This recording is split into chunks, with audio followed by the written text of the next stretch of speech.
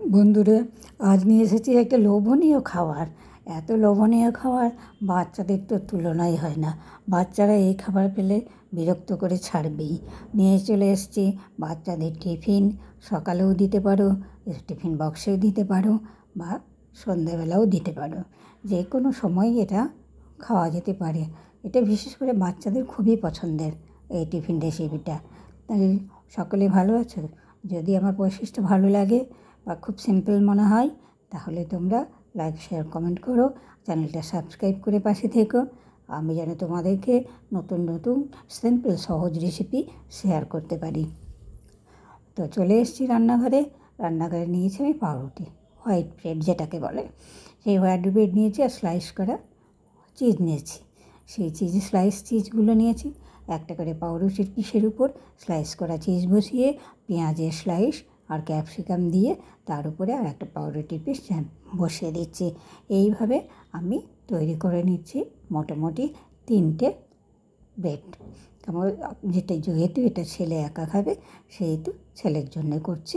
আর ছেলে তো এইসব পেলে আর কিছু চায় না, তো সেই জন্য ছেলের জন্যই করা বিশেষ করে। তো যাই হোক, সেই জন্যই 3টে করলাম। আর নিজের জন্য প্লেন ব্রেড। তো হয়ে গেছে আমার ব্রেড রেডি। চলে যাই, এবার গ্যাসের দিকে চলে এসেছি। গ্যাসের উনুনটা ধরিয়ে নিয়েছি। একটা ফ্রাইং প্যান বসিয়ে দিয়েছি। প্যানটা ভালো করে আগে গরম করে নিয়েছি।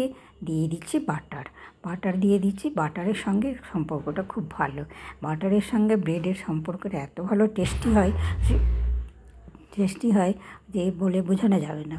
আর ছেলেরা কিন্তু এই বাটার দিয়ে ব্রেডের রেসিপিটা খেতে ভীষণ পছন্দ করে। সেই তার সঙ্গে যদি একটু সস দিয়ে যাওয়া যায়, তাহলে তো কোনো কথাই নয়। এই ঢাকনাটা দিয়ে দিলাম আগে পাউরুটির পেস্টগুলো সব দিয়ে দিলাম, দিয়ে এই ঢাকনাটা দিলাম, কিন্তু ঢাকনাটা ভালো মতো বসছে না। এবার আমি আমার ঢাকনাটা চেঞ্জ করে অন্য ঢাকনা দিয়ে দিলাম।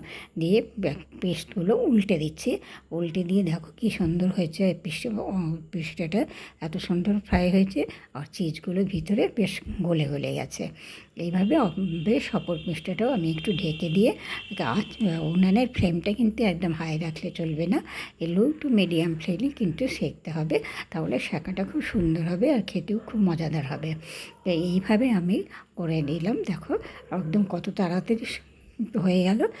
এত তাড়াতাড়ি 2-3 মিনিটের মধ্যেই হয়ে যাবে ভাবতে পারে না। উপরে একটু পেঁয়াজ ছড়িয়ে আমি একটু টমেটো সস দিয়ে পরিবেশন করে দেব।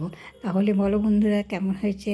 যে কোথা থেকে দেখছো বলো। চ্যানেলটা সাবস্ক্রাইব করে পাশে থেকো। আর তোমাদেরকে ভিডিও দেখার জন্য অসংখ্য ধন্যবাদ। আজকের মতো এখানেই শেষ করছি। ভালো থেকো, সুস্থ থেকো, টাটা।